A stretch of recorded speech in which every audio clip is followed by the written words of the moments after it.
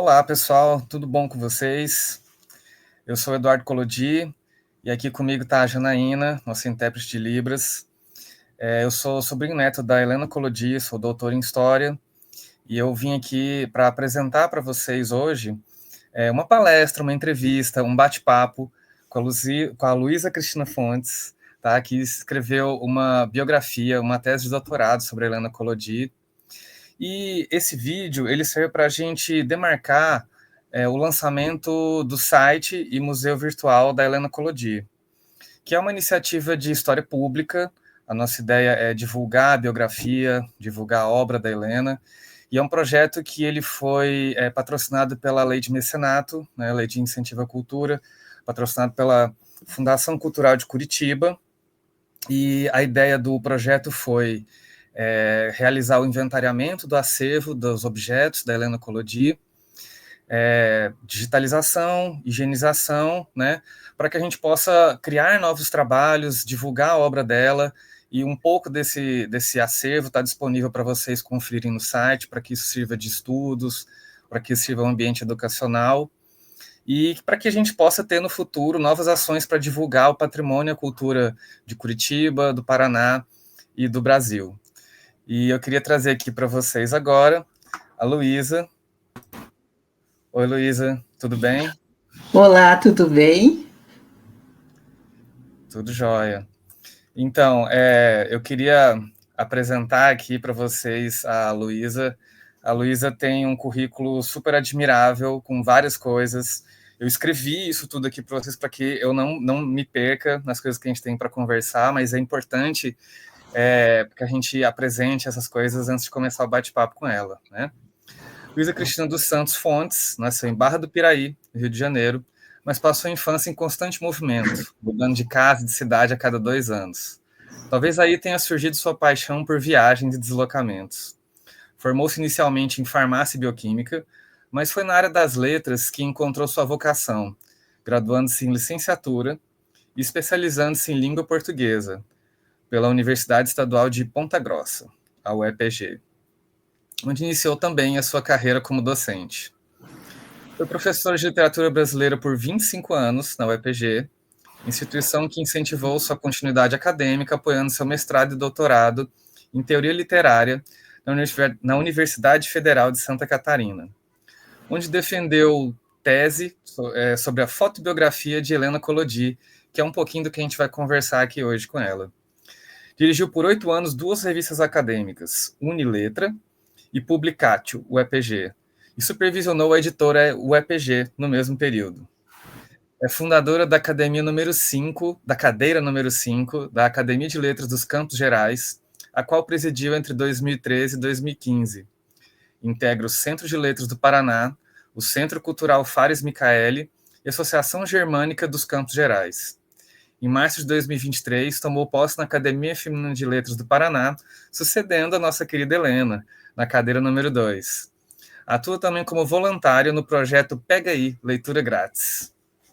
Com uma longa trajetória dedicada à pesquisa, como a gente pode ver, à escrita biográfica, com vários livros lançados, e o estudo sobre mulheres, publicou diversos livros, e aqui a gente pode destacar o roteiro literário sobre Helena Collodi, que foi publicado pela Biblioteca Pública do Paraná, A Princesa dos Campos, um livro sobre Anita Filipovski, e Literatura e Mulher, das linhas às entrelinhas. Então, agora, uma vez apresentada, eu queria que a Luísa falasse um pouquinho dela mesma para a gente, né?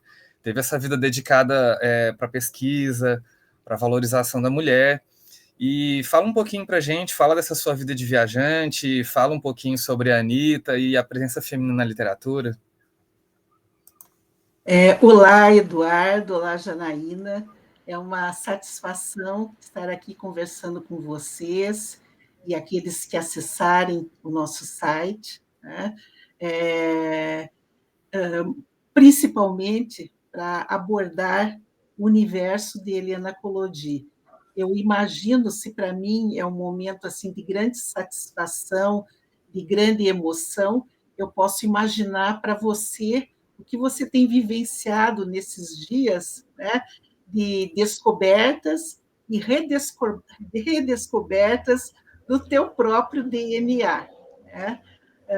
Eu gostaria, já que você está me dando essa oportunidade de falar um pouquinho sobre Helena Collodi, e, por isso, conversar um pouquinho sobre a minha trajetória como escritora, como professora, como pesquisadora, eu não poderia começar de uma forma diferente. Eu gostaria de começar com as palavras da própria Helena Collodi, respondendo a uma das perguntas que você me fez. Eu estou sempre em viagem. Né? O mundo, Eduardo, né, é uma paisagem que me atinge de passagem. Né?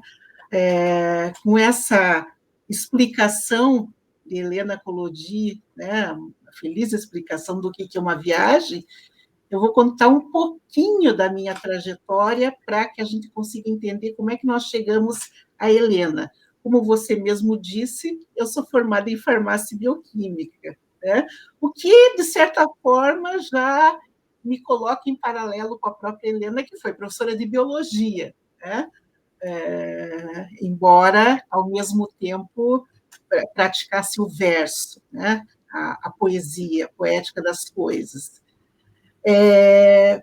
Mas antes de ser formada em farmácia bioquímica, eu fui sempre muito leitora, desde a infância, por incentivo familiar, eu li muito, né? O que me chegava às mãos, é óbvio.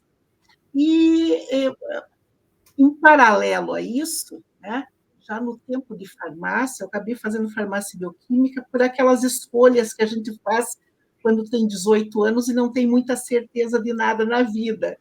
Então, por incentivo familiar, algumas pessoas já tinham cursado, né? Eu vou fazer farmácia bioquímica também.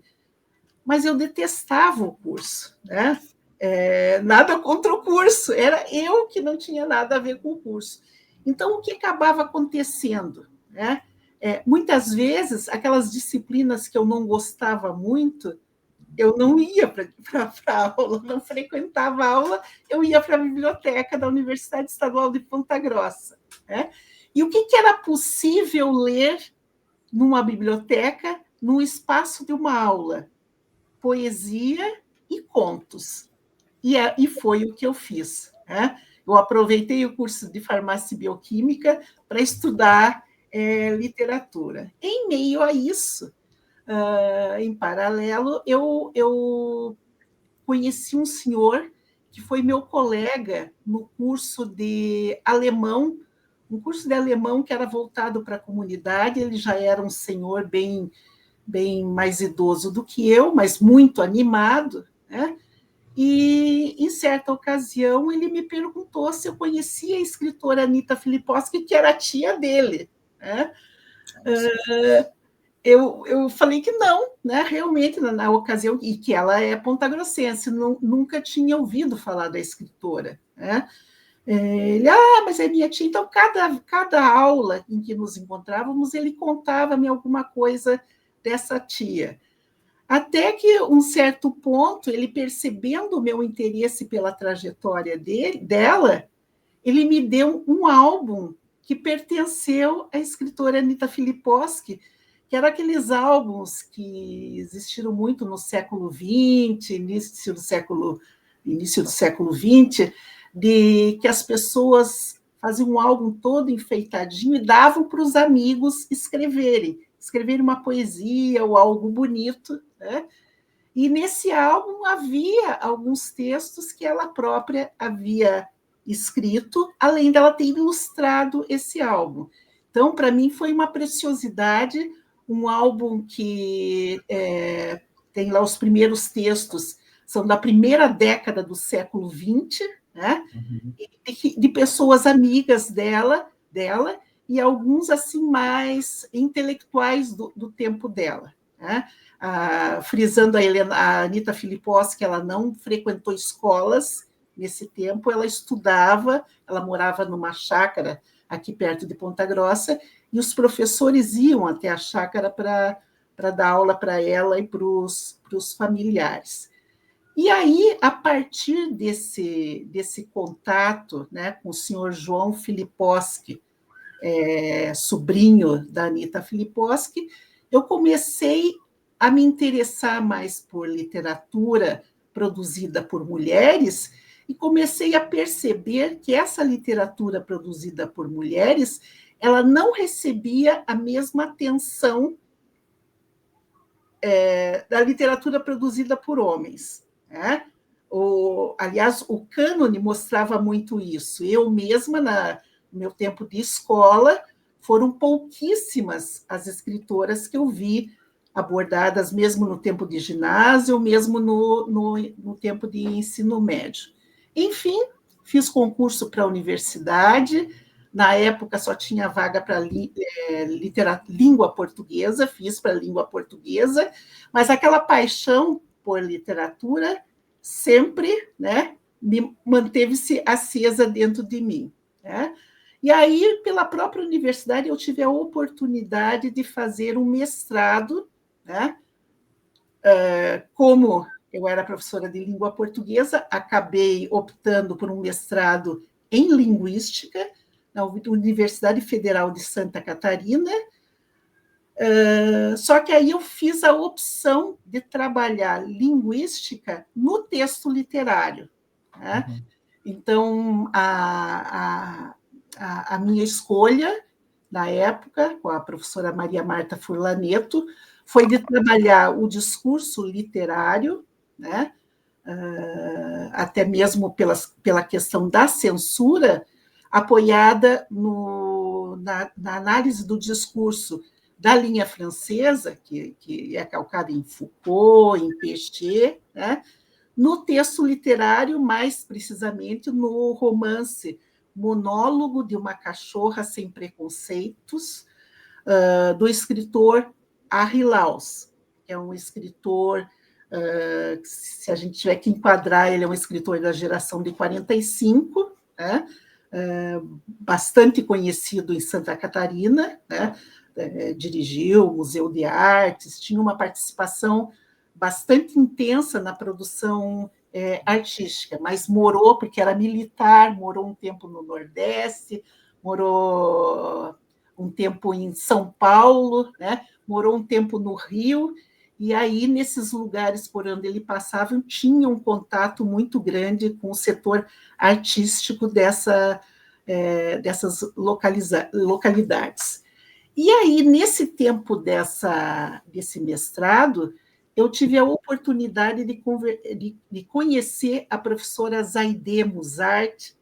A professora Zaide Musart é uma professora aí do Departamento de Literatura da Universidade Federal de Santa Catarina, e a conheci justamente porque ela era amiga do Harry Laus, né?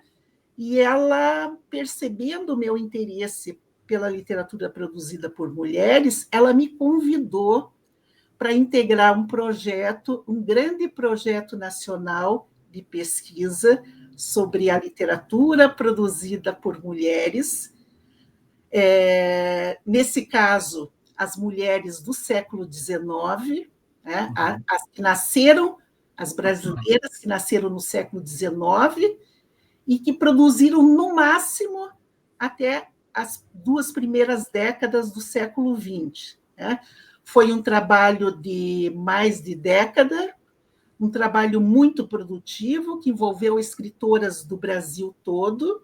Né? Eu era representante do Paraná, mas eram pesquisadoras de várias universidades nacionais e algumas poucas internacionais, e o fruto, Eduardo, desse trabalho está aqui nas minhas costas. São esses 3 volumes aqui, cada um com cerca de 1.000 páginas, reunindo quase 100 escritoras, né? Dessas 100, 9 são paranaenses, né? E eu tenho a felicidade de ter 6 capítulos nessa coleção, que são as paranaenses que eu consegui localizar, nascidas no século XIX e que produziram até esse início do século XX. A Anita Filipovski é uma, a Georgina Mongruel é outra, Maria Cândida de Jesus Camargo outra, Adelina Carriel Pinheiro outra, Lucila Laval, outra. Então, são 6, e a Florentina Vitel, né, que também morou muito tempo aqui, estou falando de Ponta Grossa, Ponta Grossa. Uhum. Então, foi uma satisfação muito grande, um prazer participar desse evento, e aí você pode ter ideia que, a partir desse momento que eu entrei nesse grupo de pesquisa, que integra hoje a Associação Nacional de Pós-Graduação, né, continua trabalhando bastante, né? Infelizmente, a professora Zaide faleceu, mas o trabalho continua, né, sempre buscando valorizar a literatura produzida por mulheres, notadamente aqui no Brasil, né? E, bem, eu vou passar a palavra para você, senão eu não derivar para que nós possamos entrar aí no como é que Helena Collodi entrou na história. Né? Não, mas já dá para imaginar, né? Você ficou vários anos, um trabalho robusto desses, 100 escritoras, você falou, né? Mais Em torno milhares de de 100. páginas.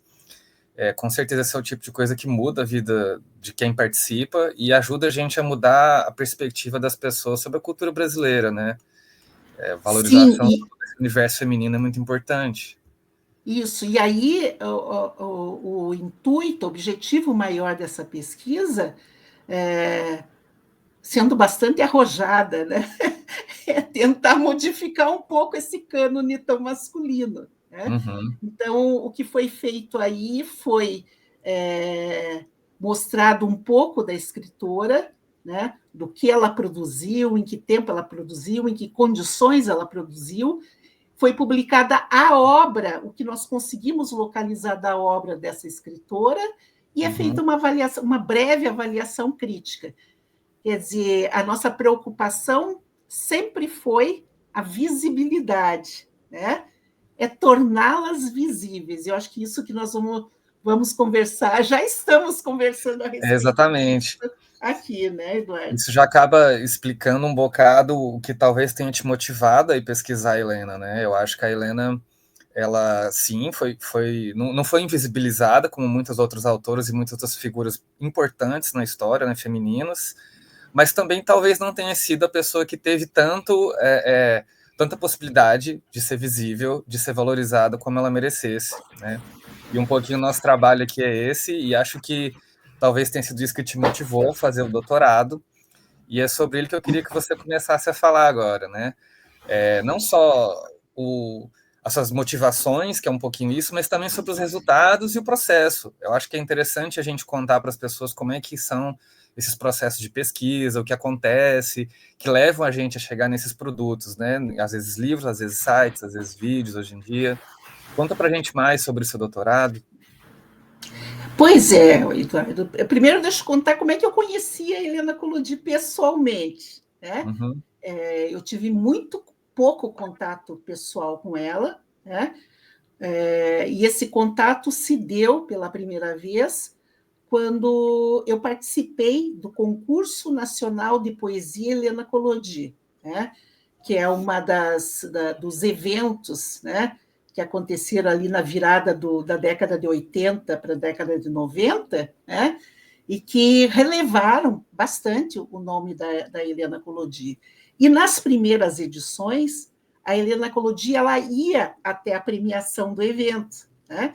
Então havia uma grande mobilização, eram muitos participantes, né, nesse concurso, e por 2 ocasiões eu fui vencedora do concurso Helena Collodi. Então, tinha aquela antologia que foi feita por um bom tempo, antologia, com fotos dela na capa, eram muito bem feitas as antologias promovidas pela Secretaria de Estado de Cultura, tempo do René Dott. Né? Foi uma época assim, de muita efervescência cultural ao redor da Helena Collodi. Ela era, já nesse tempo, final de 80, 90, uma pessoa muito festejada. Então, eu lembro que foi na primeira premiação, além da Helena, estava Alice Ruiz, né? Então, era um evento bonito, com muita participação, né, não só dos premiados, mas dos interessados em poesia. E a Helena era, eu acho que, para mim, pelo menos, era o grande prêmio do concurso, era a presença da Helena Collodi, com seu sorriso maravilhoso, com seus olhos azuis, que parece que eu vejo aí no teu rosto, né? De alguma forma você remete a essa iluminação da escritora. Mas isso, Eduardo, foi 20 anos de eu pensar em fazer doutorado, né? Nessa época nem me passava pela cabeça, que pena, né? Não chegava a sonhar em fazer doutorado sobre Helena Collodi. Imagine quanto eu teria aproveitado se nessa Sim, época eu já tivesse essa ideia, né? Então, 20 anos depois, até por motivações da própria carreira universitária, eu me vi inclinada, bastante inclinada a fazer o doutorado, que aí, nesse caso, eu já tinha passado a dar aula de literatura, né? É óbvio que eu ia querer fazer um doutorado em literatura e mantive a Universidade Federal de Santa Catarina, né? Como opção para esse doutorado. A princípio, eu pensei na professora Tânia Regina de Oliveira Ramos, que também eu já conhecia lá de Santa Catarina. Fui conversar com ela, né, para fazer esse doutorado e já mencionei para ela que eu gostaria muito de fazer com a professora Zaide, só que eu sabia que a professora Zaide era sempre muito procurada, estava sempre muito envolvida em muitos projetos, e eu achava que ela não ia aceitar, né? E aí a professora Tânia falou, não, vá conversar com ela, eu acho que ela vai aceitar sim, né? E aí eu fui conversar com a professora Zaide, né? Ela me falou, ela já tinha inclusive a ideia, né? Que ela gostaria muito que eu trabalhasse com fotobiografia. Ela estava começando a orientar fotobiografias, né? Eu, naquela altura da carreira universitária, eu já disse para ela que eu gostaria muito de trabalhar, só que eu gostaria de trabalhar com uma certa liberdade formal. Que você sabe, né, sabe muito bem que o texto acadêmico é um texto meio engessado, né, muito digamos assim. engessado, muitas regras, a gente tem muita dificuldade de abordar alguns temas, né? Ele é complexo mesmo, é difícil. Isso. E ela me deu ampla liberdade, né, que eu pudesse Maravilha. trabalhar do jeito que eu queria. Só que ela falou para mim que ela queria que eu fizesse sobre Helena Collodi, né? Entendi. Um dia que era a hora de se fazer uma fotobiografia sobre Helena Collodi. Não preciso nem dizer que eu amei, né, a ideia por todos os motivos. Aí, nesse processo, né, depois do sim, né, a primeira coisa que eu comecei a fazer, Eduardo, é ler fotobiografias, né? Então, Uhum. existem fotobiografias belíssimas, né? Li uma ou duas de Frida Kahlo, várias fotobiografias dela, a de Fernando Pessoa, que é maravilhosa, a de Drummond, né? A Clarice Lispector, né? Pela Nádia Vatela Gottlieb, li também aqueles cadernos de literatura brasileira do Instituto Moreira Salles, que também são fotobiografias, né? Maravilhosas, né? Um Uhum. material riquíssimo. E, ao mesmo tempo que eu fazia isso, eu comecei a tentar procurar a família, né? E aí, nessa busca pela família, eu tive a oportunidade de conversar com a sobrinha Lígia, né? Lígia, né? Lígia, Uhum. e, e conversei com a Olga Collodi, né? Munhoz Ferrada, né? Que também é Irmã da Helena, só para a gente localizar, a irmã da Helena. também sua tia-avó, né? E a Olga, ela foi assim de uma generosidade ímpar para comigo, né? Ela já tinha uma série de dificuldades físicas na época, e mesmo assim ela abriu as portas da casa dela, que era a casa de Helena, né? Para que eu fosse conversar com ela, né? E aí foi uma conquista, Eduardo. Foi uma conquista, né?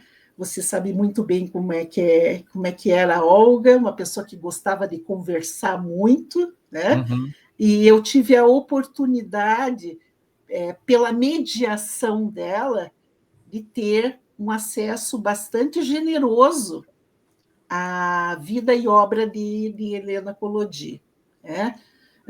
Ao mesmo tempo que eu estabeleci esse contato, eu também não poderia deixar de me encontrar por internet, presencialmente, por telefone, com os primeiros pesquisadores da obra de Helena Collodi. Então, você sabe que o professor Antônio Donizete da Cruz é uma referência, né, sobre Helena Collodi.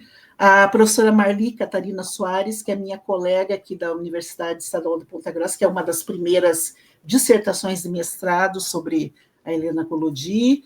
A Adélia Maria Vollner, né, que escreveu sobre a Helena e era amiga dela. O professor Miguel Sanches Neto, né, que escreveu também sobre ela e conheceu, é crítico literário e conheceu a Anitta. O escritor Paulo Venturelli, né, que também tem um livro muito conhecido sobre ela. A professora Rosana Cássia, nesse tempo era Camita, agora é Rosana Cássia dos Santos, que também pesquisou sobre a Helena, escreveu sobre ela. O escritor Wilson Bueno, né, que foi também um grande amigo incentivador de Helena. A Diva, uma amiga dela, Diva Torres Weber, né, que essa não era nem pesquisadora, era só amiga dela, tive a oportunidade de visitá-la. O prefeito de Curitiba, Rafael Greca, de Macedo. Então, vários amigos, pesquisadores, eu tive a oportunidade e de cada um eu fui pegando um retalho, né, para reconstruir essa colcha chamada Helena Collodi. Aí, vai longe essa história, hein, Eduardo? Aí eu comecei a ir atrás dos lugares que ela morou, né? Uhum. Aí vem a questão da viagem, né? Eu sou filha de militar, então eu também tive esse trânsito por casas. E a Helena, ela teve muitas casas em Curitiba. Só em Curitiba, ela morou em muitos pontos na cidade de Curitiba, né? Até chegar no conhecido apartamento da Voluntários da Pátria, onde ela ficou cerca de 30 anos, né? Mas foram muitos endereços até chegar lá, né? E eu procurei visualizar cada um deles, né? Uhum. Desde o primeiro endereço lá na Itupava, que na época era a periferia de Curitiba, né? Se você for ver quando a Helena chegou em Curitiba, a rua Itupava era a rua quase que limítrofe da cidade de Curitiba. Aliás, demonstra bem a posição da Helena, né? A Helena parece que está sempre numa posição de fronteira, né? Em vários aspectos, né? E até mesmo nessa questão. Na Itupava, ela estava no limite entre o que era o centro e o que era o excêntrico, né? O que estava fora do que era considerado Curitiba. E nessa, Eduardo, eu resolvi a Cruz Machado. Eu fui a Cruz Machado dirigindo, né? Não. Olhei lá. Você já esteve em Cruz Machado? Não, eu nunca fui em Cruz Machado. Eu resolvi, olhei no mapa, né, fiz as minhas contas. Nossa, não é tão longe assim, né? Dá bem para fazer bate e volta. Eu fiz o bate e volta. E Mas sabe para conseguiu, quem? realmente foi e voltou no mesmo dia, ou você ficou por lá e Não, aprendeu não, um eu pouco fui, mais? fiquei 2 horas lá, porque a minha ideia, para você ver como às vezes o pesquisador também leva surge umas surpresas no meio do caminho. Eu fui porque eu queria ir no cartório para pegar a certidão de nascimento dela. Interessante. Aí é lógico, cheguei lá, né, depois de muito rodar e ficar imaginando, né, porque eu fui até Cruz Machado, já é asfalto até lá, né, mas ao mesmo tempo imaginando o que seria Cruz Machado no início do século XX, né, que Helena nasceu em 2012, né? No, 1912. 1912, né? Isso. 1912. O que seria chegar em Cruz Machado em 1912? É longe, Eduardo. É longe. Põe longe. Quando alguns autores chamam de sertão do Paraná, mesmo no início do século XX, o finalzinho do século XIX, eu consegui entender o que é o sertão do Paraná. É Uhum. muito longe. E aí, né, eu queria, na verdade, eu queria conhecer um pouco a cidade e visitar o cartório. E aí eu descobri que quando ela nasceu não tinha cartório lá. Né? Ela foi registrada 4 anos depois em Irati. Né? Uhum. Então, eu não vou dizer que eu perdi a viagem, porque eu não perdi, né? Foi uma oportunidade de conhecer a cidade é muito bonitinha, ela tem uma escola que homenageia a Helena, né? A marca da imigração, que foi uma imigração importante do final do século XIX, início do século XX, está marcada na cidade, é Uhum. muito presente, né? Então, só por esses aspectos já valeu a pena, mas foi muito trabalhoso, né? E por aí, Eduardo, eu fui conhecer meus lugares da própria Curitiba, que homenageiam a Helena. Você sabe que ela está presente, a presença dela está muito marcada em alguns lugares. Né? Fui visitar muitas bibliotecas para encontrar a obra dela e para encontrar obras sobre ela. Né? Principalmente livros de autores que escreveram sobre ela, então, às vezes, era um parágrafo, uma página, um capítulo, para mim era uma preciosidade, e principalmente fui atrás dos trabalhos acadêmicos em nível de mestrado e doutorado, que de alguma forma fizeram referência à obra dela, né, ou à vida dela, que não, pelo menos não eram muitos, né? Não sei bem como é que está isso agora, mas na época eram bem poucos trabalhos. Mas eu gostaria de destacar, né, que realmente o período mais rico, mais valoroso, foi aquele em que eu tive a oportunidade de viver um pouquinho com a Olga, né? Uhum. Porque, pelo que me foi narrado, né, o apartamento estava da mesma forma que a Helena deixou, né, com poucas modificações, até pelas próprias dificuldades físicas da Olga. Né? Então, Uhum. por exemplo, eu tive acesso àquele álbum, que eu espero que esteja com você e que vá para o museu, né? Que é o álbum de recortes de 12 de outubro de 1945. Né? Sim, é um que chama bastante atenção, assim, é um livro grande, capa dura, né, que são os recortes de jornal e cartas, bem do comecinho, né, assim, dos primeiros anos que ela escreveu, ela colocou tudo junto ali. Isso, e que ali está presente provavelmente aquilo que era mais precioso para ela, né? As principais referências para ela.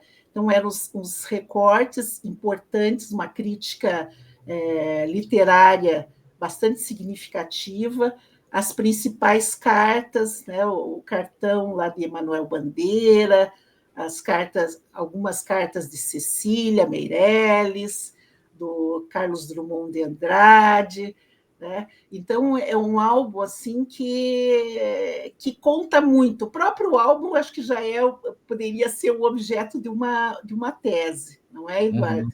De tão rico que é. Mas não foi só o álbum, né? Eu pude ver a biblioteca de Helena. Então, a biblioteca, que eram aqueles livros, aquela estantezinha de livros no quarto dela, ao lado da cama, em que é presumível que ali estão os livros que ela costumava reler e que eram importantes para ela, né? Eu até fiz a lista desses livros que estavam ali, e a outra biblioteca que ficava ao lado da cozinha, né? Em que estava essa estante parecida com as nossas aqui, né? Uhum. E além dos livros, né?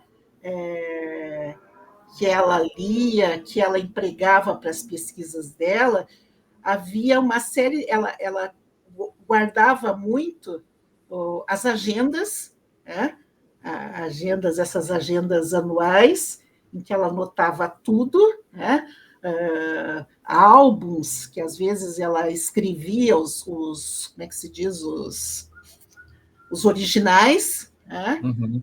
Então, a própria máquina de escrever, embora ela dissesse que não usava muito a máquina, porque preferia escrever num bloquinho lá no quarto dela, né? Isso.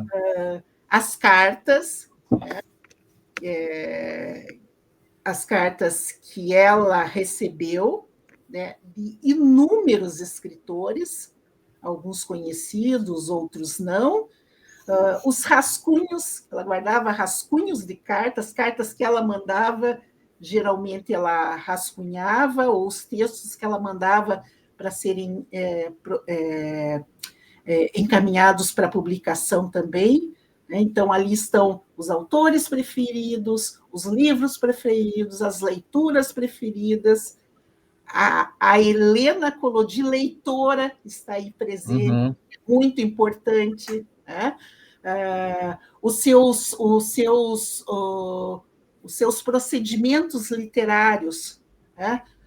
Como é que ela chegava, qual era o caminho, né? Qual era o percurso do seu texto até se transformar numa obra de arte. Havia um percurso, né? Isso foi algo que ela sempre frisou, o trabalho, né? Uhum. Não é aquilo de vem uma inspiração e cai tudo pronto, né, no teu colo. Não, é trabalho, é suor, né? E mais, a tal da gaveta de sapateiro, né?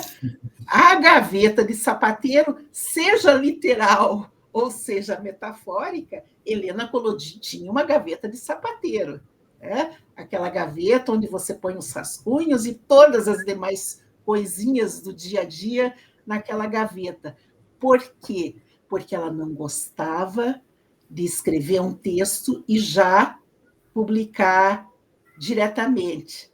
Ela tinha que deixar adormecer um pouco aquele texto, uns mais, outros menos, naquela gaveta, né? Pode ser Uhum. entre aspas, né? Até que houvesse uma depuração e se chegasse ao objeto de arte. Eduardo, eu vou pedir nessa hora só para ler um breve poema Com certeza. que está aqui no Viagem no Espelho, na página 43. É um texto, um poema bem curtinho e que, de certa forma, fala um pouquinho a respeito disso. Se chama âmago. Quem bebe da fonte que jorra na encosta não sabe do rio que a montanha guarda. Né? Helena Collodi. Né? É, e uma coisa, antes de falar na questão do doutorado, algo que também, de certa forma, eu adotei, esse procedimento cautelar, né, não precipitado, em relação à própria tese, no antes e no depois. Eu sempre procurei apresentar capítulos desse trabalho em eventos literários. Uhum. Independente da defesa de doutorado, né? E esse trabalho sobre Helena Collodi, que eu acho que entra naquela série da visualização, né? Visibilização do trabalho. Ele esteve presente em congresso em Fortaleza, deixa eu ver o que eu consigo lembrar, em Fortaleza, em Brasília, em Canela, Florianópolis, no Rio de Janeiro, mais precisamente em Niterói, em Brasília, em Portugal, e também, eu destaco aqui, eu apresentei Helena Collodi em Viterbo, na Itália. Né? Que legal. Eu tive a satisfação, houve a oportunidade de eu conversar um pouquinho sobre a Itália e escritores brasileiros, né, num Uhum. congresso de literatura Brasil-Itália. E aí eu aproveitei para falar sobre a obra de Helena Collodi, usando como suporte o livro, esse daqui me foi dado pela Olga, Uhum. Viaggio nello Specchio, né, que foi uma obra que foi publicada em Pisa, e eu fui atrás da editora em Pisa, né, e é um trabalho muito bem feito, assim, não entendo muito de italiano, mas eu creio que foi uma boa apresentação de Helena Collodi para o público italiano. E aí, nesse congresso que aconteceu em Viterbo, que é uma cidade medieval bastante interessante, eu pude contar um pouquinho a respeito do universo de Helena lá. Nossa, Uhum. Eduardo, muita coisa, mas eu fico muito feliz de estar aqui conversando com você a respeito da nossa Helena. Sim, mas é importante você comentar isso, né? Porque eu acho que a Helena ela é onipresente no Paraná. Você esbarra em imagens, em poesias, em nomes de escola, biblioteca, né? Que ela intitulou. Mas é importante para a gente tentar levar isso aos lugares, né? A gente fez agora o relançamento do Reika e tentou levar para lugares onde normalmente não se está falando. É interessante que você levou para Fortaleza, para fora do Brasil, né?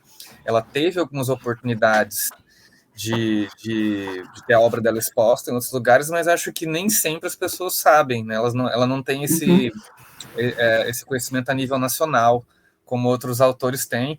E acho que, em alguma medida, ela está lá no comecinho do que você veio falando, né? Um pouco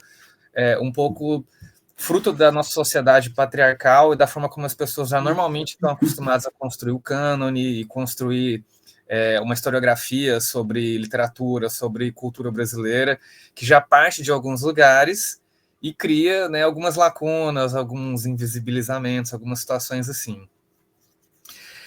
Eu tinha feito aqui um roteiro, você sabe, né, um roteiro com várias coisas, algumas você já até comentou, mas Uhum. vamos tentar.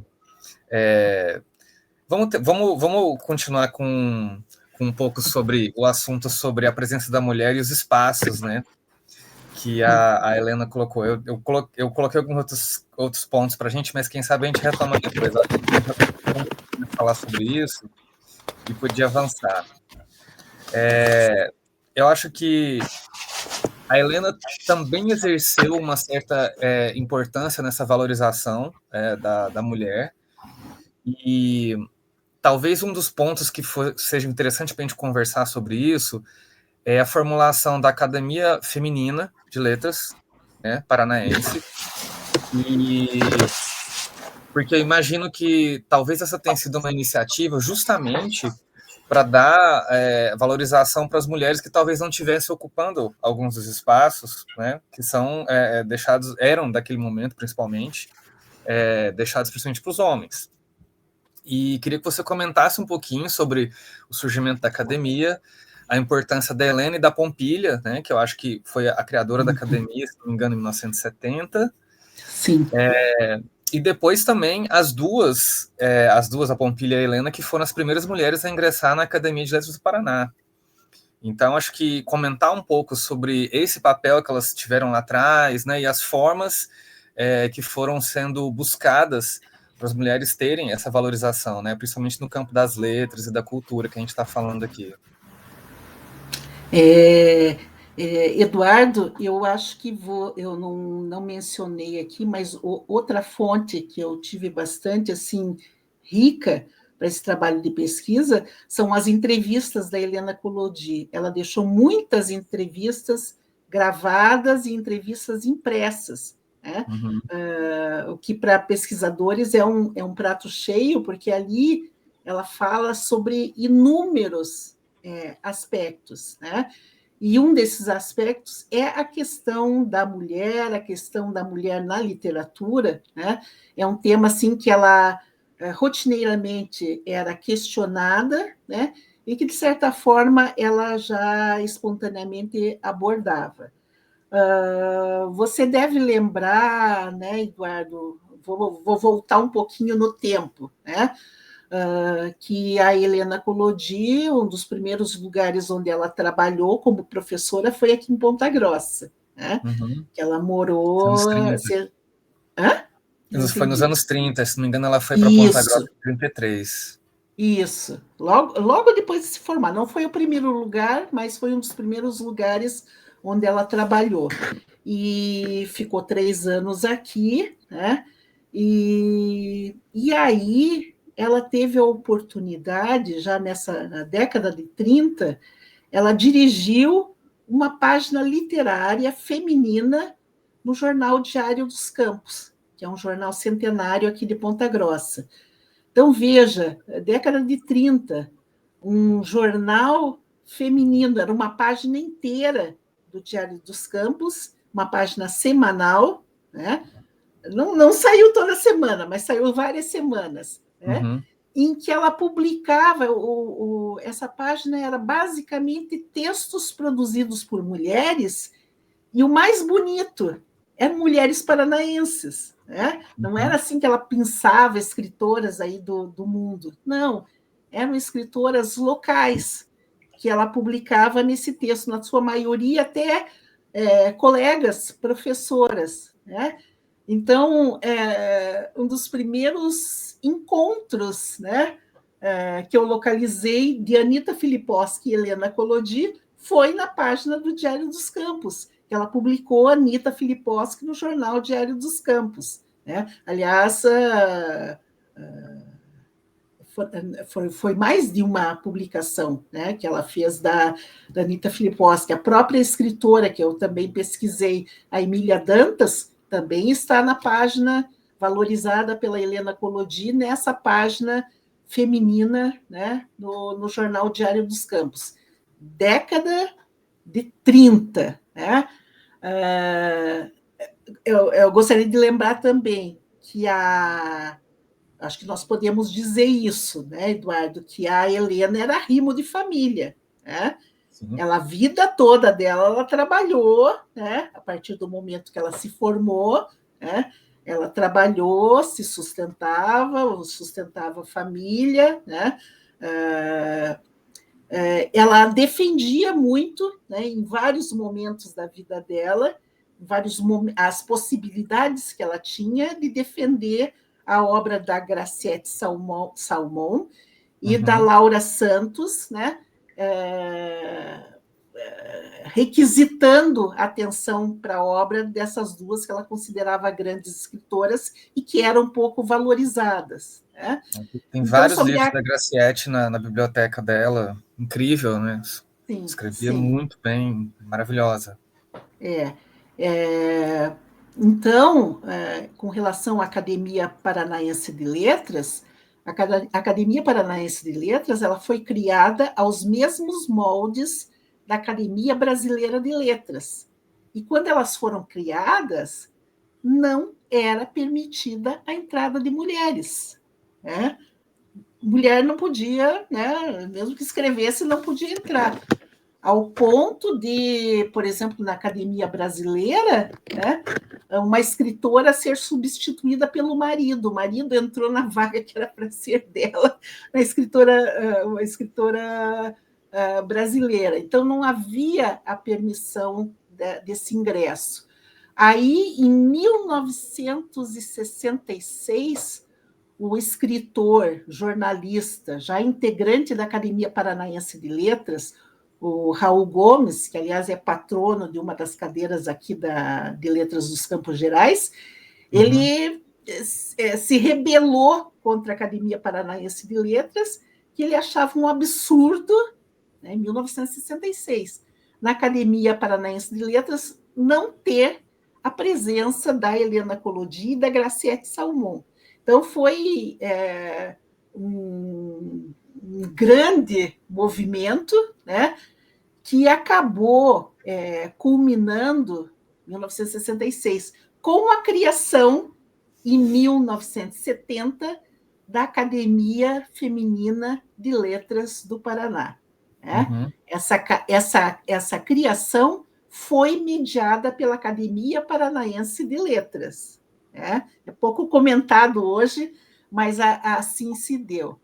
E a Helena, né, isso quem conta é o escritor, um artigo de jornal do escritor Hernani Buchmann. A Helena, ela teria sido convidada para ser a primeira mulher a ingressar na Academia Feminina de Letras do Paraná, né? A Academia Paranaense de Letras, estou mentindo, né? E ela não quis. Você sabe que é uma pessoa bastante modesta, né? Bastante discreta. Ela disse que preferia deixar esse papel para a Pompília. Então, a Pompília foi a primeira mulher a ingressar na Paranaense de Letras e a Helena entrou logo a seguir. Eu tive a felicidade, né, de ingressar sucedendo Helena Collodi na Academia Feminina de Letras do Paraná, né? Para mim foi uma honra muito grande. A cadeira estava vaga desde o falecimento da Helena, ou seja, 2004. A cadeira ficou vaga por 19 anos. Então, foi uma alegria muito grande a academia me ter distinguido com essa honra, né? Entre tantas outras escritoras, de me colocar nessa sucessão aí da Helena Collodi na feminina. E Muito faço isso com a justo. maior satisfação. Que bacana. Bem, eu acho até curioso também comentar, né, a sua explicação foi muito interessante, né, trazer você vê que aconteceu nos anos 60, né, esse momento de valorização, de mudança de alguns paradigmas ali que você comentou, né, E e veja, a brasileira, a primeira mulher entrou em 1977, né? Quer dizer, então é um processo recente, né? Dá para se recente e considerar lento, muito lento. muito, muito lento. Né? Mesmo hoje, ainda a presença é bastante pequena, né? Mas a tendência eu acho que é modificar, né, esse Sim, movimento. sim. Não, a gente está lutando por esse tipo de coisa, né? Acho que tem uma foto muito curiosa quando a gente estava mexendo aqui no acervo, que era exatamente isso, assim, né? A foto não é muito boa nesse caso, essa foto em específica, mas a foto do pessoal da academia sentada e a única mulher na foto é a Helena, né? Acho que já é uma foto bem posterior, já anos 90, assim, né? A gente está falando dos anos 60, 70, mas para localizar o público, já é uma foto de 20, 30 anos depois e só tem ela, mulher na foto. Né?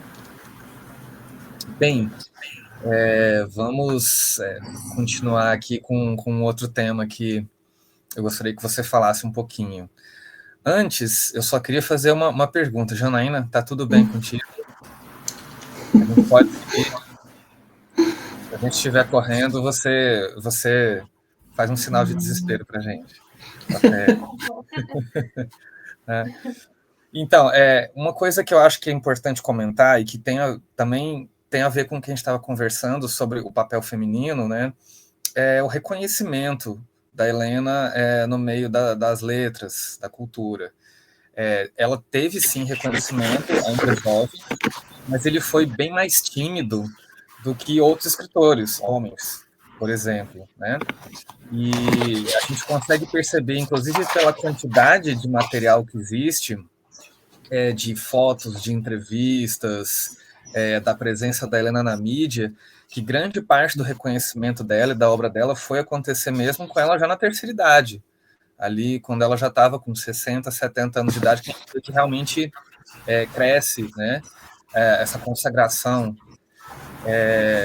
Daí eu queria saber, assim, como que você analisa isso, né, esse reconhecimento de uma poeta moderna, universal, que renovou alguns instrumentos conceituais, poéticos, que articulou tradição e inovação, mas fez isso lá desde o começo, desde os anos 40, né, mas que não teve exatamente uma projeção nacional. Assim, se você tem você pode ter uma análise para a gente de um pouquinho dessa trajetória, né, a longo prazo do reconhecimento da Helena. Olha, Eduardo, eu vou fazer uma análise assim bem subjetiva, bem pessoal, que eu acredito a partir desses estudos todos que eu fiz, né, desse resgate todo da história dessa escritora, que existem três movimentos aí pela nobilitação da escritora, né? Pelo menos os três assim que eu considero bastante importantes, porque são reconhecimento de pares da Uhum. escritora. Primeiro, aquele que vem de Paulo Leminski, né? Uma publicação, uma única publicação de Paulo Leminski, intitulada Santa Helena Collodi, né? Em que ele transforma a Helena Collodi, né, na padroeira da poesia de Curitiba.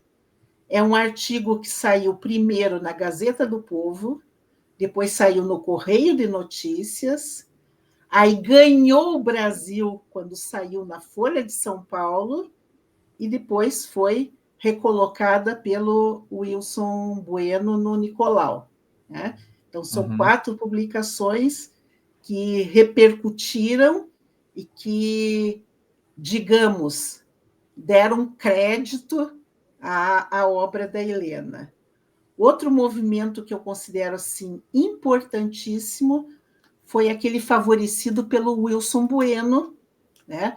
Wilson Bueno, ele dirigiu praticamente toda a edição do jornal cultural Nicolau, né, que é um jornal bastante importante para a cultura e para a literatura paranaense. Ele dirigiu 55 edições do Nicolau. Foram Uhum. muito poucas depois do falecimento dele, né? Dessas 55 edições, um terço dessas edições a Helena Collodi aparecia. Ou era uma entrevista da Helena, ou, na maioria dela, textos da Helena com alguma ilustração, ou era um desenho da Helena junto com o Wilson Bueno, Dalton Trevisan e o Paulo Leminski, né? Então, um terço das publicações do Nicolau veiculavam, davam visibilidade a Helena Collodi. E, Uhum. por fim, né, a publicação do Viagem no Espelho, esse daqui me foi mandado pela própria Helena Collodi, né? Uhum.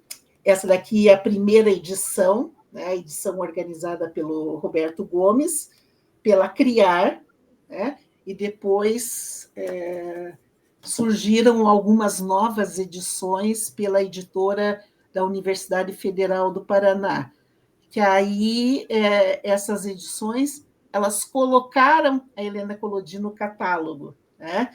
Então houve a possibilidade dos leitores terem acesso à obra dela. Então eu acredito que esses tenham sido os 3 movimentos, vejam bem, década de 80 da década de 90, né? Bem o período que você mencionou, né? Uhum. São processos, né, que acabaram dando visibilidade à obra dela pelos seus pares, né? Quer dizer, é aquele processo de nobilitação, né, que muitas vezes se faz necessário.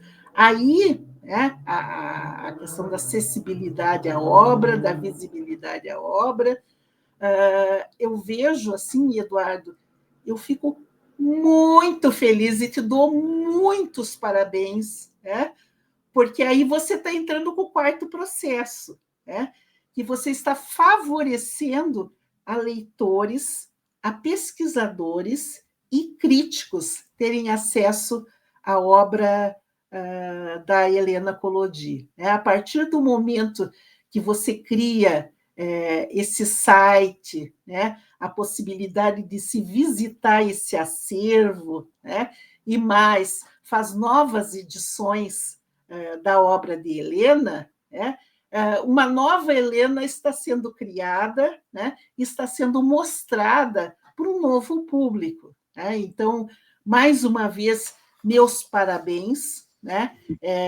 Eu falo isso como uma pessoa que tem bastante experiência nesse campo. Né?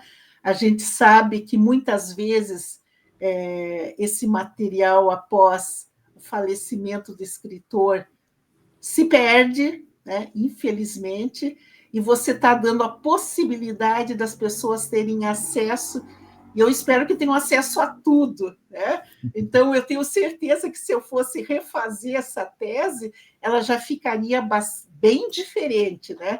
Tendo acesso a todos os manuscritos da Helena naquelas agendas. Né? Ali, por exemplo, pelas agendas, ela marcava, eu fui em tal lugar, eu fui visitar a sociedade ucraniana, eu fui fazer uma palestra na escola tal, né? Eu falei sobre tal tema em tal auditório. Né? Então, a história dela pode ser recontada com bastante fidelidade a partir desse material que você está tornando público. Nossa, é belíssimo, belíssimo isso que você está fazendo.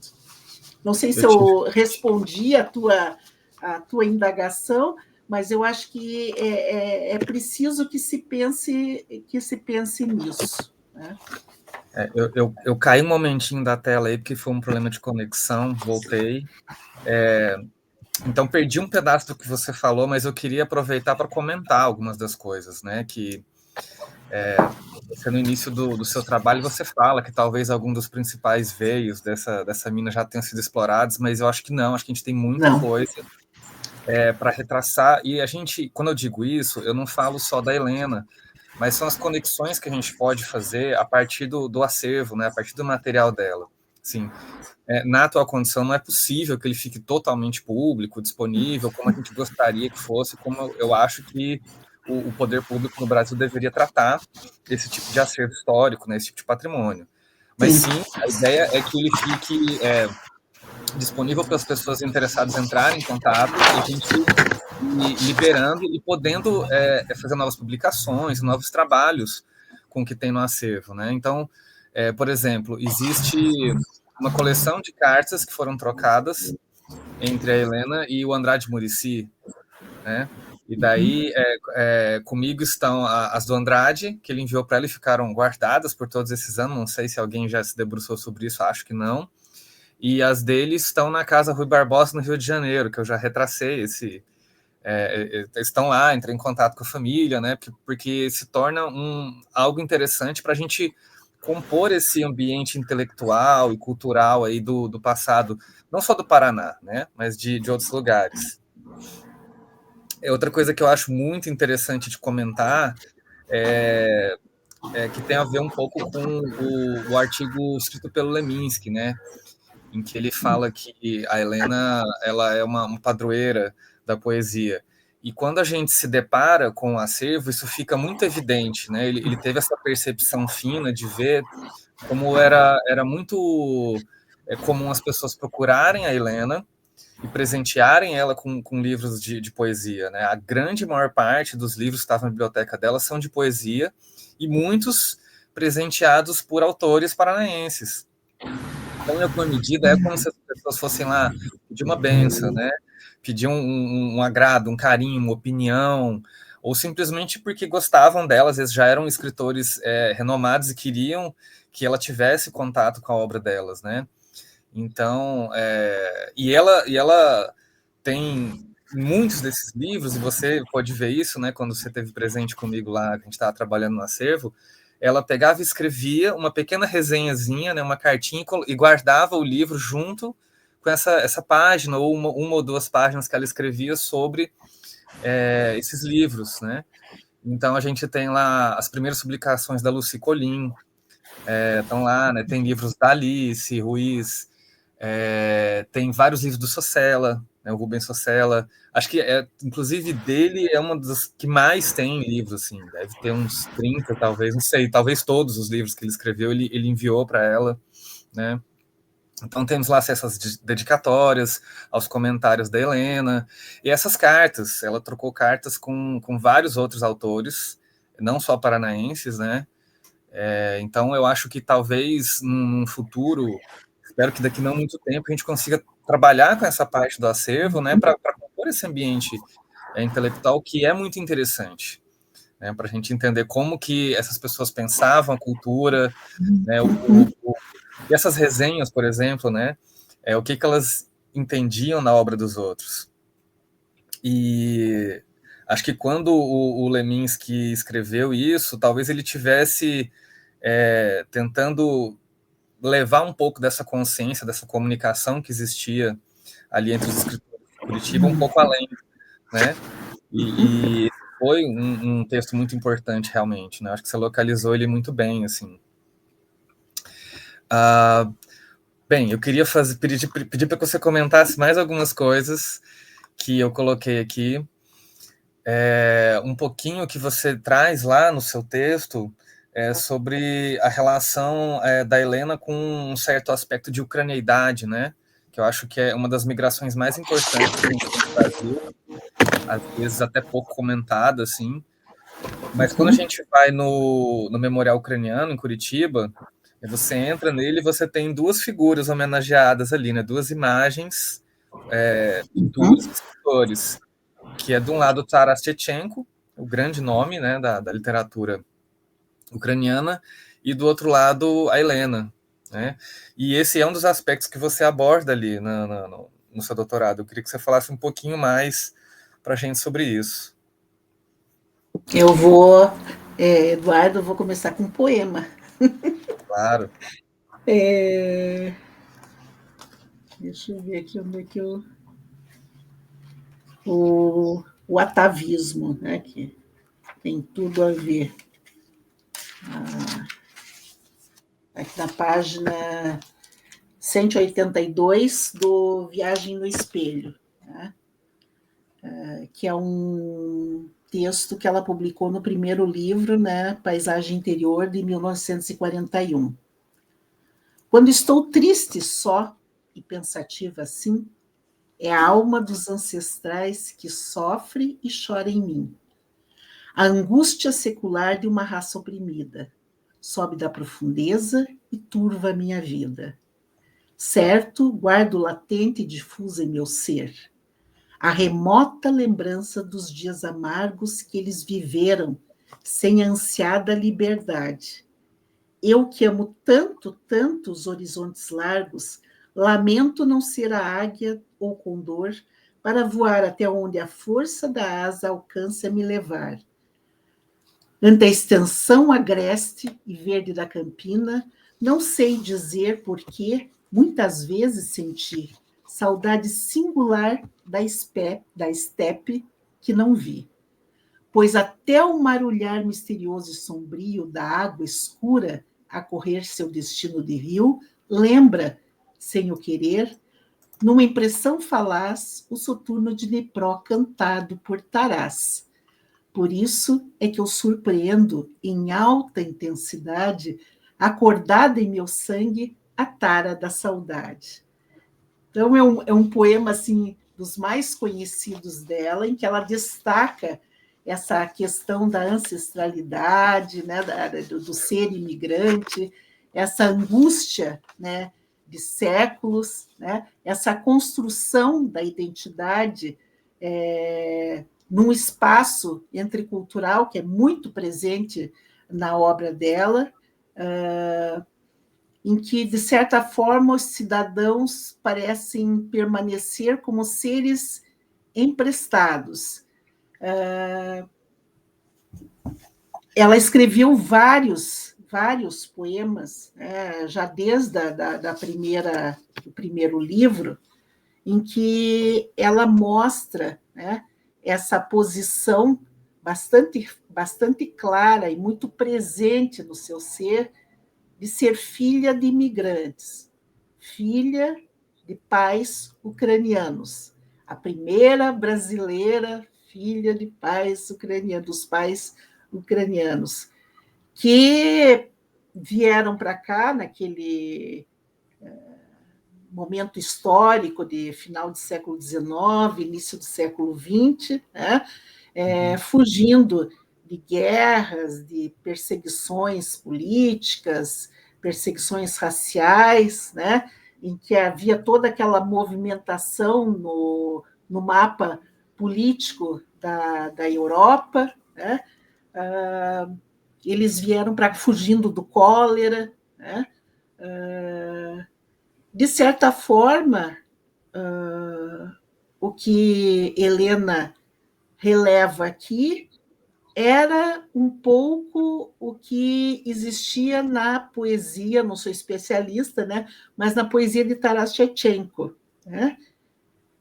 E, incrivelmente, Eduardo, revivemos esses tempos, né?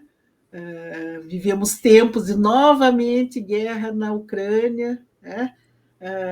Então, para perceber como a literatura ela tem esse papel de ser representativa também desses momentos difíceis da humanidade.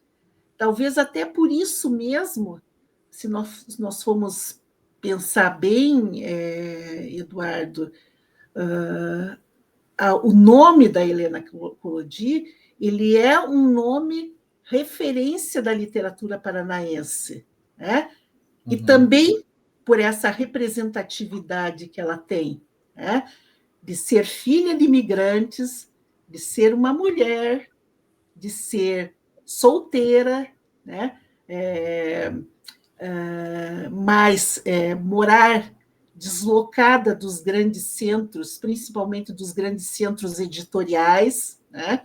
Embora Curitiba seja uma cidade que tenha abraçado, né, os imigrantes, não só Curitiba como o Paraná, de uma maneira geral, né, ainda há um certo deslocamento bastante presente em relação a São Paulo, a Rio de Janeiro, né, até mesmo Minas Gerais, né?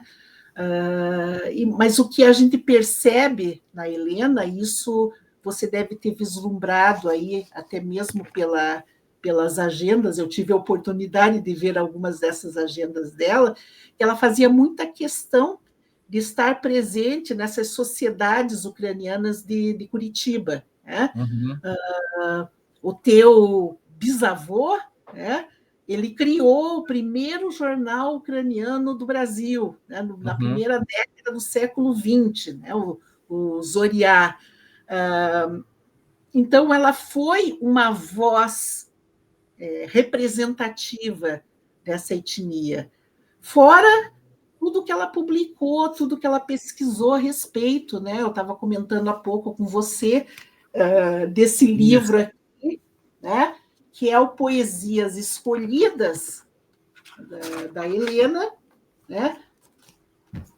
Mas que ele foi publicado em Curitiba inteiramente na língua ucraniana, né? Isso em 1983, ó, veja a capa, não tem nenhum elemento em língua portuguesa, com uma tiragem de 500 exemplares. É um livro raro. Isso não é pouco, gente, né? Mesmo hoje, fazer uma tiragem de 500 exemplares é é bastante significativa, né? Uhum. Você mencionou o Memorial Ucraniano, né? Ela publicou também o Luz Infinita, que aí sim é uma Bilíngue. edição bilíngue, né? Os textos dela em português e língua italiana, além de uma biografia da própria escritora. Tem esse livro aqui, que é. Agora eu vou me exibir.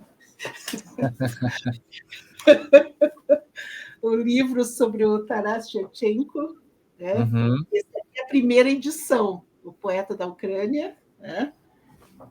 E essa daqui é a segunda edição da década de 80, né? Uhum. Que ela prefaciou, né? A obra. Quer dizer, aí tenho mais uma aqui. Também eu tenho as duas edições, o Vibur no Rubro, né?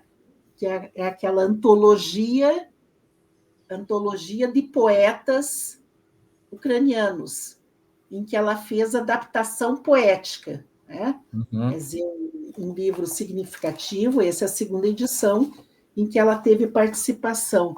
Então, é uma contribuição inestimável, né, à etnia, digamos assim, né, favorecida pela Helena Collodi. Então, as homenagens que ela tem, né, a memória dela nesses lugares, esses espaços, né, marcadamente da Ucrânia, são muito justas, né, muito merecidas. Muito legal você ter esses exemplares aí, né?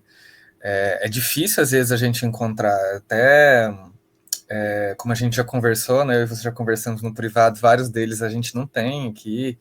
E eu acho que é um dos próximos trabalhos que a gente deveria tentar colocar esforços, né? Eu acho que, por exemplo, Luz Infinita, que é uma edição bilíngue, é muito interessante. E até recentemente, parece que existe a intenção de criar um curso de universitário, né? De letras brasileiro-ucraniano. Recentemente eu vi uma notícia sobre isso, então você vê que são ações que elas estão ainda em conexão com anseios que a gente tem presente no Paraná agora, né? Muitos anos depois mesmo. E aproveitando que você está falando dos espaços, fala um pouquinho para a gente do roteiro literário, que foi o livro que você escreveu depois, relativamente recente, né? E que fala sobre os espaços. Você falou que você começou a sua busca pela Helena lá em Cruz Machado, mas acho que no roteiro você coloca várias outras coisas que são legais, né? Conta um pouquinho para a gente como é que foi escrever esse livro.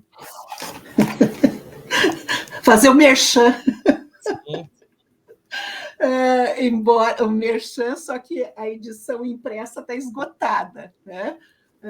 Mas eu gosto sempre de lembrar que o e-book está disponível na página da Biblioteca Pública do Paraná, né? Essa para mim foi uma das grandes satisfações, saber dessa possibilidade, né, desse estudo sobre a Helena Collodi está disponível para o mundo, né? Qualquer pessoa pode acessá-lo, né? Então, Eduardo, a questão é o seguinte: esse roteiro literário Helena Collodi, que foi publicado pela Biblioteca Pública do Paraná, foi um convite que me chegou, em primeiro lugar, pelo jornalista Márcio Renato dos Santos, que, na ocasião, era um dos responsáveis pelo núcleo de editoração da Secretaria de Estado da Cultura, né? E também o convite me chegou pelo jornalista Márcio Renato, mas depois também eu tive contato com o professor, o reitor Miguel Sanches Neto, que era o responsável pelos títulos da coleção, né? A proposta, né, do formato da coleção era muito interessante, né? O primeiro número já havia saído, o segundo seria Helena Collodi, né? Não sei se a coleção continua, mas ele já havia um formato. Oi? Ela continuou, existem mais edições. Ela já tem um formato pré-estabelecido, né? Então, me foi dito, você tem que falar sobre isso, isso e aquilo, né? Eu acabei centralizando em 3 ensaios que foram abraçados, e aí eram ensaios que eu teria que falar sobre os espaços de circulação da Helena Collodi, em Curitiba, né? E aí, a partir daquilo que eu mencionei, um fotógrafo convidado, Eduardo Macários, nesse livro da Helena Collodi, ele fez as fotografias a partir daquilo que eu escrevi, né? Então, foi muito particular, né? Essa expressão, eu entendo como uma expressão artística também, a fotografia, a partir daquilo que eu disse, né? Então, eu achei assim, as fotos muito originais, né, que foram acrescentadas no final desse roteiro, né? Quer dizer, eu traço um roteiro sobre a Helena Collodi. É lógico que muito da tese está aqui presente. Então, eu dividi em 3 capítulos. O primeiro eu intitulei de Esfinge Eslava em Correnteza Atávica, né? Em que eu procuro assim, enfatizar o resultado dessa fusão, né, entre a sua origem étnica ucraniana e a vivência brasileira, que também é bastante marcada no trabalho da Helena, né? A princípio radicada no interior do Paraná e depois a sua chegada à capital, né? Então existe esse movimento também dela de fora para a capital, que seria o centro.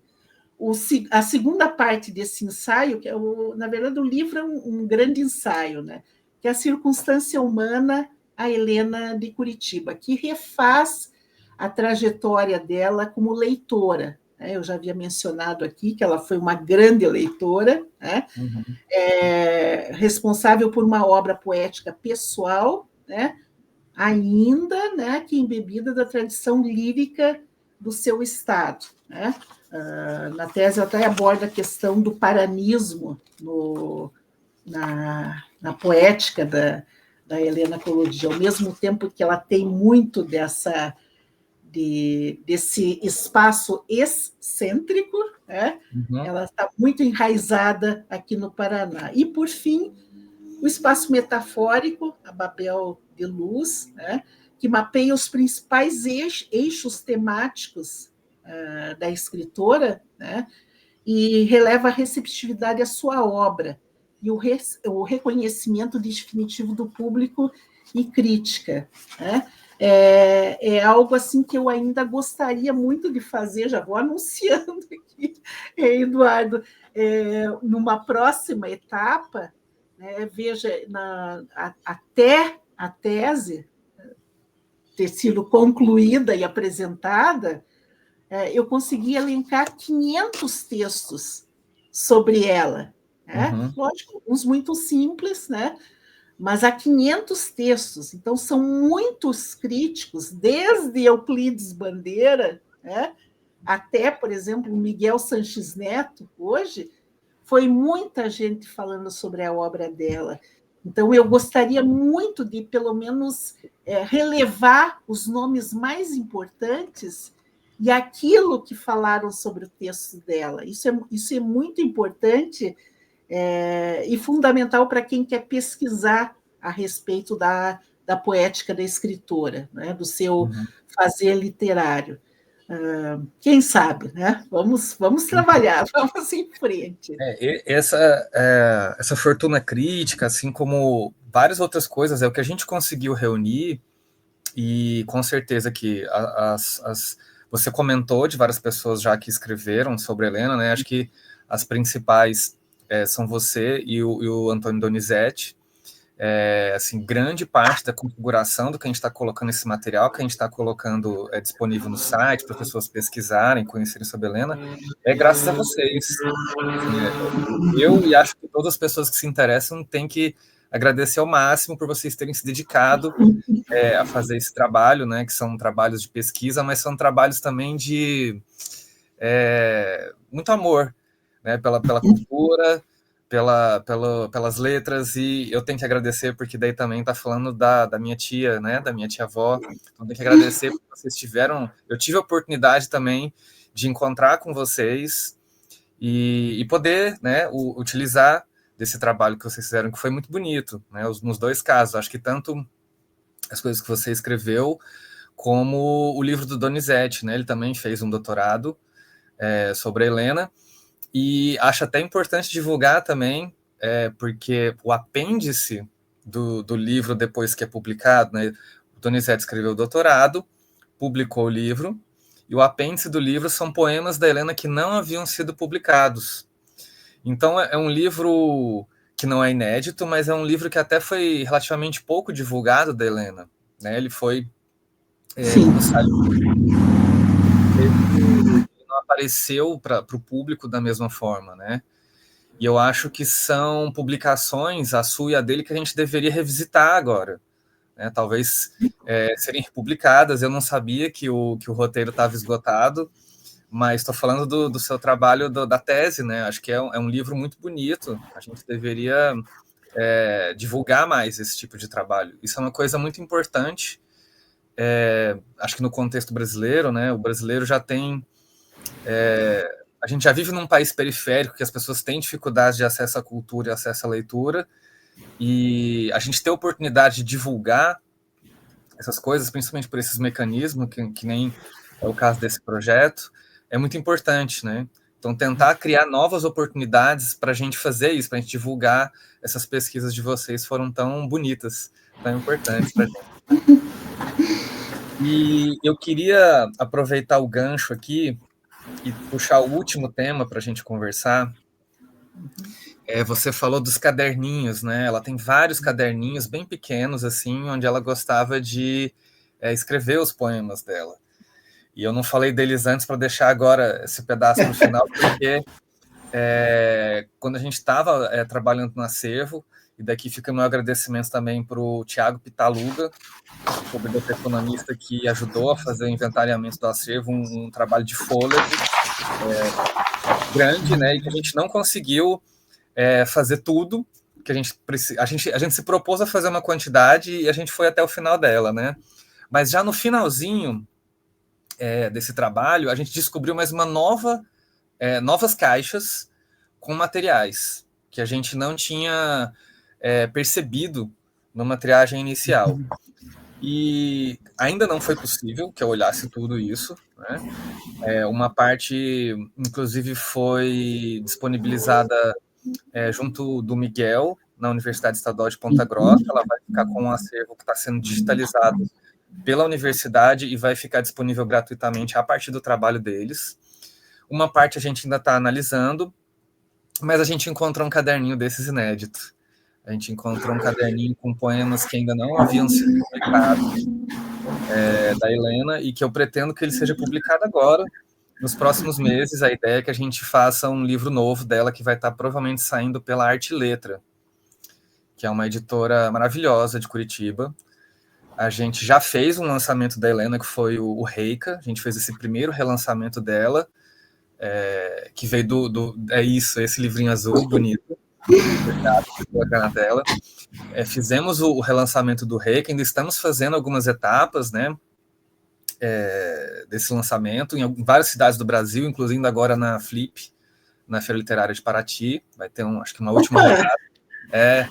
E daí, já na sequência, lançar esse livro novo dela, que é o Apaixonada, em francês, que foi um livro que ele conta, em alguma medida, né, conta, mas de uma forma poética, uma história de amor da Helena, que era uma história que sempre foi bastante misteriosa, né, porque a Helena se casou, o que foi que aconteceu, e na minha família isso sempre foi um assunto, claro, né, a gente queria entender melhor, E eu acho que, em alguma medida, o que ela escreve ali, assim como outras coisas que eu vim pesquisando nesses últimos tempos, estão contadas nesse livro, que a gente pretende fazer com que saia agora, né, nos próximos meses. Pela Arte e Letra, de novo, né? Assim como foi o Rei, que a gente vai fazer esse lançamento pela Arte e Letra.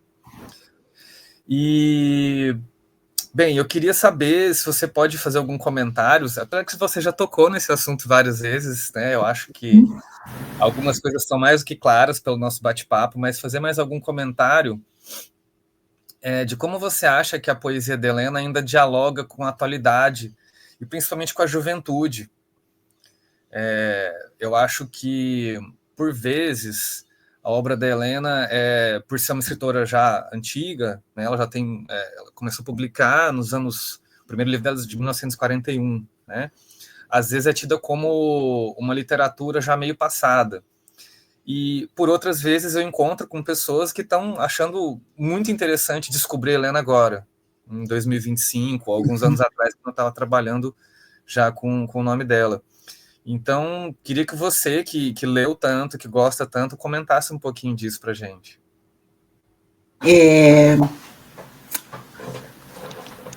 Eu acho que eu vou começar, Eduardo, essa questão suscitando. Lembra essa entrevista aqui? Você deve conhecer bem, né? Uhum. Nesse livro, O Escritor na Biblioteca, né?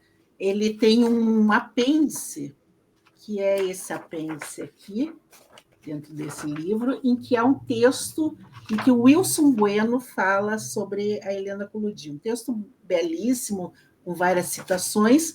Eu vou ler só 3 linhas dessa fala do Wilson Bueno, que é referente à obra da Helena Collodi. Todo artista estará deixando, invariavelmente, como prodigiosa herança, as páginas em branco, o livro futuro do que quis dizer a sua escritura, a ser completada pelos sucessores.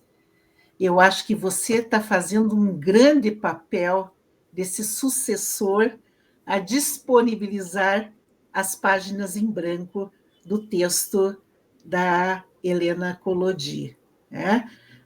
Certamente, a republicação do Reica, né, ela já está nesse filão de conquistar um novo público, um público leitor do hoje, né, um público jovem, né, com uma poesia que a gente pode dizer que ela aparentemente é simples e sucinta. Nesse livro aqui, vou pôr aqui em página 27.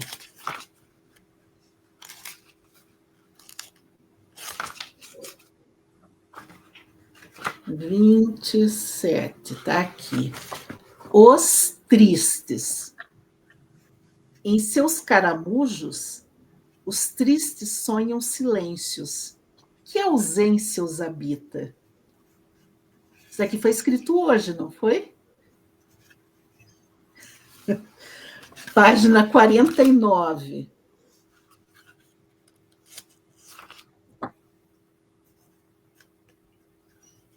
Sabedoria. Tudo o tempo leva. A própria vida não dura. Com sabedoria, colhe a alegria de agora para a saudade futura. E da página 55, que é o último texto do Reica, Inverno. No céu de cristal cintila o sol sem calor. Sopra um vento frio.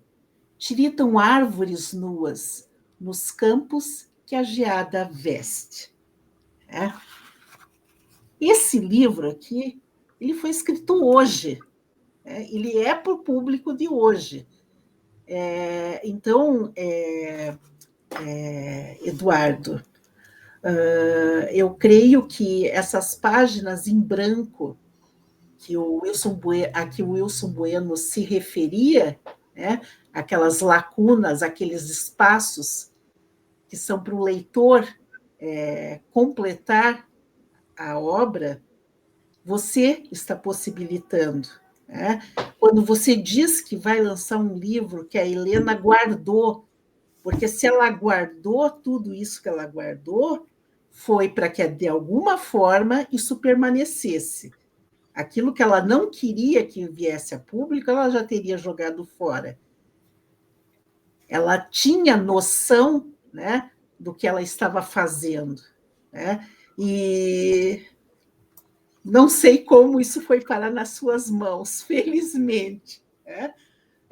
Eu acredito que nas tuas mãos, são as tuas mãos que vão entregar para o leitor do amanhã uma Helena Collodi repaginada, não sei se seria o termo mais apropriado, né? Mas eu sinto, né, que a partir do momento que você está possibilitando essa visibilidade da Helena pelo site, pelo acervo, né, mostrado, pelo museu, pela republicação das suas obras, pelo lançamento de obras que não haviam sido lançadas. E quem sabe, né, porque hoje, lendo esse teu Reika aqui, eu já tive uma outra ideia. Quem sabe, né, a criação de um livro que originalmente ela não concebeu, mas que está ali, né, latente. Eu tenho certeza que um novo público vai surgir para a leitura dessa nova Helena que está sendo possibilitada graças ao seu sobrinho neto. Né? Muito obrigada, Eduardo, muito obrigada pela possibilidade. Para mim é sempre muito prazeroso falar sobre ela. Então, por exemplo, há pouco você mencionou o Andrade Muricy. O Andrade Muricy foi uma presença muito importante para a Helena, principalmente ali no começo da carreira dela. Outro que eu não poderia deixar de mencionar, o Rodrigo Júnior também foi outro que a apoiou, né, foi amigo, né, foi conselheiro dessa Helena em começo de carreira, e são presenças assim que ela sempre valorizou muito, né, nesse trabalho artístico, nessa labuta dela em prol de um texto perfeito. Então, nossa, não poderiam ser esquecidos, né?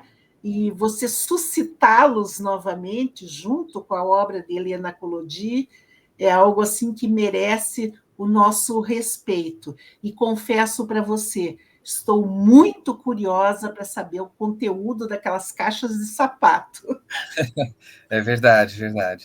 As caixas de sapato que a Luísa está falando são caixas que têm correspondências, tem bilhetes, tem recorte de jornal, né? São caixas que, como eu comentei, a gente não tinha identificado aquela quantidade de elementos no início do acervo, quando a gente começou a fazer a triagem, foi perceber depois que tem muita coisa ainda. Né? Então, eu acho que ainda tem muita coisa para a gente pesquisar, para a gente entender, como a gente já comentou antes. Agradeço suas palavras super carinhosas, não só lendo os poemas da Helena, mas falando também desse trabalho, agradeço totalmente. Mas o que eu tenho que agradecer mesmo são vocês que fizeram muita coisa, já fizeram... Isso aqui tudo é possível graças a trabalhos como o seu, como o do Donizete, como muitos outros escritores e pessoas que sempre tiveram muito carinho pela Helena. E, bem, eu acho que a gente já se estendeu bastante nesse bate-papo. Eu queria saber se tem mais alguma coisa que você queria comentar, alguma coisa que você queria mostrar, que talvez você lembre agora. Ou, se não tiver, eu acho que é agradecer e finalizar essa parte, esse vídeo. Eduardo, acho que os aspectos principais foram mencionados. Apenas uma coisa, um exemplo que eu gostaria de dar, né? Já que falei da importância do site, do museu, né? E do acesso a esse material, né? voltando ao primeiro livro, né? Existem coisas que eu, com muita dificuldade, eu fui descobrindo. Então, por exemplo, esse livro aqui é o primeiro livro da Helena Collodi, só que é a segunda edição desse livro, né? A primeira edição, ela era colorida. Essa segunda edição a capa já aparece em preto e branco, uma capa que foi elaborada por uma amiga dela, né? E o que eu gostaria de valorizar é essa possibilidade que o site e o museu vão possibilitar. Então, por exemplo, o acesso a esse livro, né? E as informações que ele contém, além dos próprios poemas, né? Esse livro, por exemplo, foi um livro que a Helena fez para comemorar os 60 anos do pai dela, né? No fim, ele faleceu um pouquinho antes da publicação do livro, mas foi um livro que ela publicou às próprias expensas, né? Eu tenho até anotado lá quanto que saiu o livro, né? Mas um livro assim em que ela pessoalmente cuidou da edição desse livro. Então é um livro assim muito simples, né? Mas você percebe toda uma elegância até na distribuição dos versos no papel, né? Até a própria tipografia, né? Houve interferência dela na escolha dos tipos, né? Gráficos para esses poemas. São detalhes, né, que eu tenho certeza que o teu museu vai possibilitar se chegar a esses dados, né? Na minha pesquisa, eu consegui descobrir um único exemplar da primeira edição. Eu consegui comprar num sebo a segunda edição, né, que é de 1950, mas no Centro de Letras do Paraná tem a primeira edição, que é uma edição que é do Rodrigo Júnior, com dedicatória da Helena para o Rodrigo Júnior, Olha só. que foi um dos apoiadores da edição, né? Uhum. Foi parar no Centro de Letras, né? Ainda bem, né? Está na biblioteca do Centro de Letras, né? Uma edição tão notável, né? Desse exemplar, né? E muitas outras coisas a gente poderia falar, né, Eduardo? Também a passagem dela, né? Por conta dos problemas de saúde, né? Por Castro, né? E aí acabou gerando uma publicação, a única publicação de textos dela em prosa. Então, olha, eu não vejo a hora, não aguardo a hora de fazer essa viagem pelo museu, pelo acervo, né, que você está felizmente disponibilizando para todos nós. Parabéns, Eduardo, e muito obrigada a você, a Janaína, que está aí nos traduzindo, né, pela possibilidade de chegar com a Helena mais longe do que ela já chegou. Maravilha, Luísa. Obrigado. Obrigado por estar aqui conosco hoje, por todos os seus comentários. Todas as coisas que você trouxe para a gente, traçou um panorama incrível para o pessoal que está começando a descobrir a Helena, e para quem já conhecia também, acho que tem coisas muito legais. A gente está colocando o museu online nas próximas semanas. Esse vídeo vai estar inserido dentro do site, e como eu comentei antes, é impossível a gente colocar todo o material do acervo, é muita coisa. A gente pretende sempre estar revigorando esse espaço do site, do museu virtual, né? Trazendo informações, colocando novas coisas, como um museu orgânico, em que de tempos em tempos você pode dar uma visitada nele e encontrar alguma coisa bacana, e deixando disponível para quem for pesquisador entrar em contato para a gente bater um papo, para quem sabe a pessoa tiver interesse de fazer uma pesquisa, um artigo, né, e dar uma olhadinha no que tem no acervo. Fabuloso. Haverá daí a disponibilidade da pessoa, por exemplo, fazer uma pergunta e alguém do museu responder. Isso. A ideia é que as pessoas entrem em contato, né? Quem estiver fazendo uma pesquisa, porque também a gente ajuda um pouquinho a direcionar, né, o que está disponível ali do acervo. Certo? Obrigado mais uma vez, Luísa. Obrigado, Janaína. E obrigado a todo mundo que gastou um tempinho e ficou aqui meio que olhando o nosso bate-papo. Certo, pessoal? Até mais.